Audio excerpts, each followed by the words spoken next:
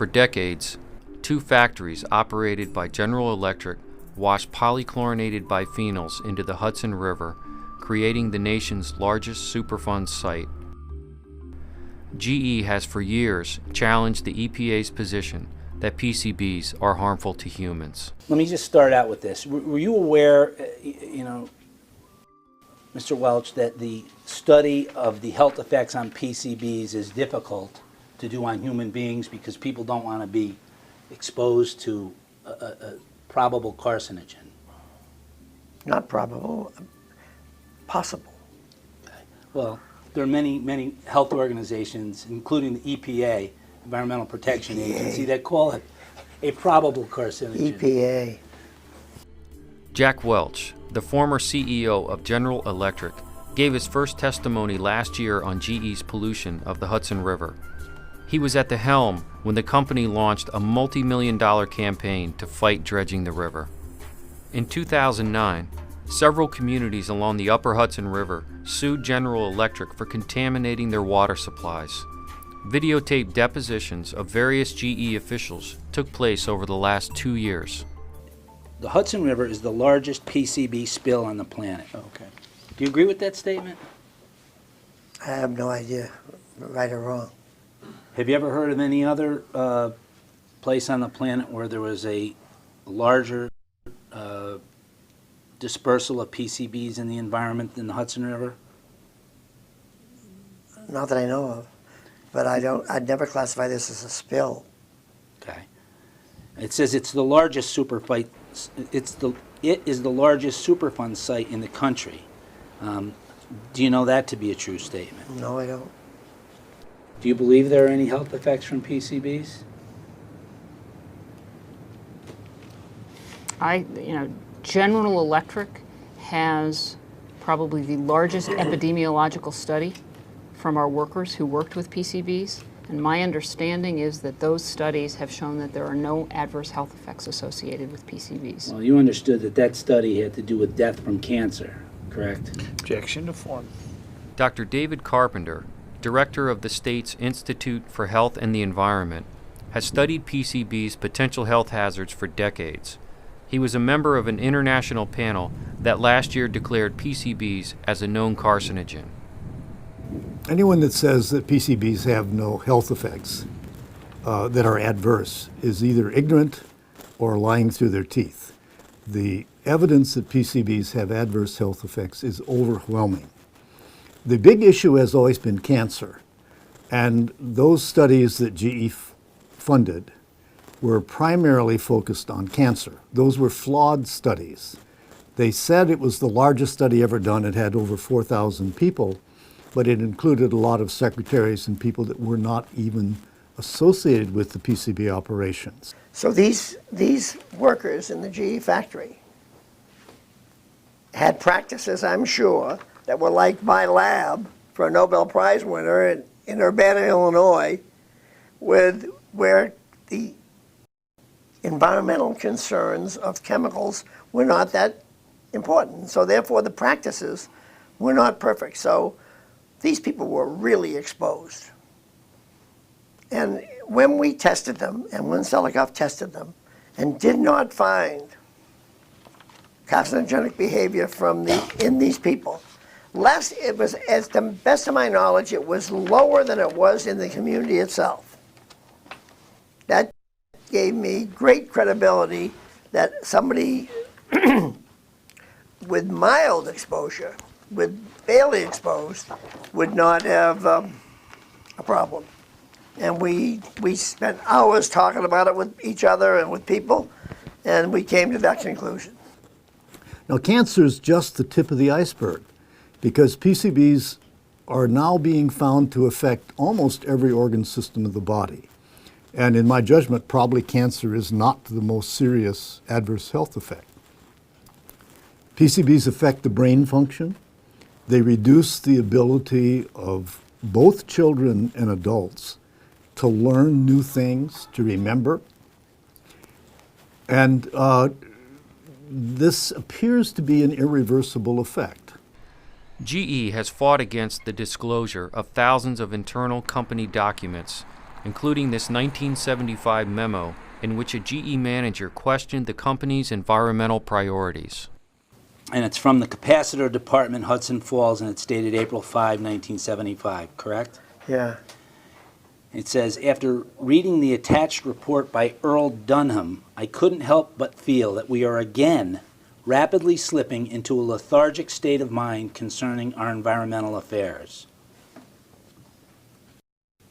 Do you know what Mr. Herger was referring to? No. We are seriously violating our discharge permit and need to make several changes to abate the discharge of PCBs in kerosene. Do you know what permit he was referring to? No. Do you know what permits were in existence with regard to the discharge of PCBs as of April 1975? None. Do you know No what? idea.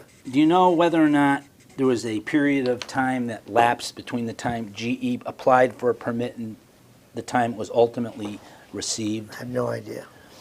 Is it possible that, a period of a year or two may have gone from the time the permit was applied for up until the time it was actually received? I have no Objection. idea. It's not like applying for a driver's license. You go in and apply one day and you get it the next. It takes time. Is that your understanding? I don't know. I've never gone for a permit. Okay. GE's pollution was not limited to PCBs. Trichloroethylene, a toxic solvent, seeped into the ground under dozens of homes near the Fort Edward plant. GE offered a solution. General Electric contacted us and said they're having a meeting on this whole problem with Stevens Lane, and they had the meeting and we went, and what they told us in the meeting was that they were planning to give us a new water line. Now, we had an 1.5-inch galvanized water line coming here. It went to 3/4, so that you know how much, you can see how much water we had, pressure, practically none. So they were going to put us in a nice new water line, and they brought out this paper and said we signed this paper, they'd put the line in for us. What the paper said was, said that you or your heirs could never go back on GE with anything to do with water. Now, we read that, and something sounded kind of funny here. So we decided not to sign it, and then all we told them was all we're very worried about here is the price of our properties. We don't want to lose our houses. That's all we had. Len Joyner sued GE, which paid him a settlement for the value of his home. GE also installed ventilation systems in dozens of homes. And they found out there was trichloroethylene leaking out from the ground into the basements. So GE put these big slabs to filter the trichloroethylene leaving the ground, going in the air. They put one in each house that wanted one. Some people didn't want one. We said, why not? So I have one out there. And they test every year coming. I guess it's working pretty well. I don't know all the details. In the 1990s, GE initiated a multi-pronged effort to change the public's perception about the dangers of PCBs. We have seen a massive PR campaign in the upper Hudson River Valley aimed at buying public opinion. We are concerned that these campaigns and the money spent does not tie in with our commitment to integrity from this company. See that? Yes. Had you heard that complaint before from people other than Sister Pat? No, it's just a pad, and maybe some other activists. My integrity was never challenged in this company. Except by a few activists. That's really No, whether it be unions or anything else.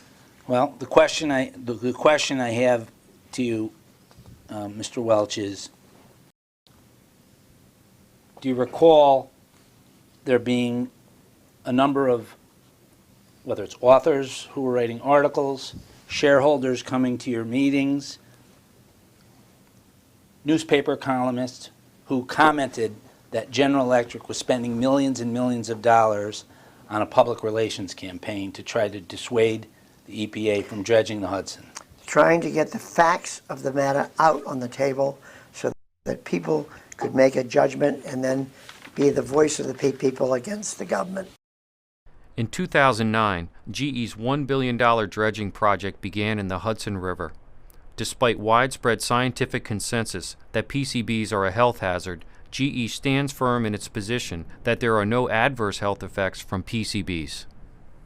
Well, there may well have been statements made by GE employees who had a more engineering background or did not have a background related to anything in the biological or health sciences that simply accepted the party line from the corporation that the river was going to clean itself and that there were no adverse health effects. Certainly the senior people in General Electric, particularly those that had some health background, knew that that was totally false, that there was an enormous body of evidence, some of it actually supported by GE itself. Some of the best documentation today that PCBs cause cancer in animals came from studies that were done at the GE plant in Schenectady. Isn't it true that you have stated on many occasions that PCBs cause no health threat to people? That was my belief and is my belief. Okay. And there are other times when you said that PCBs cause no significant health threat to people. Correct? I don't know the difference between those two things. Well, I'm going to ask you, do you think there's a difference between those two things? Do you think there's a difference between a health threat and a significant health threat? Depends on who's saying it. Depends on who's suffering the health threat. No, and who's saying it. Well, let me ask For you. emphasis. Well, I understand. But would you agree with me as we sit here today, I don't want a health threat significant or otherwise? otherwise. Okay, I think that would be a good policy. That's where I am.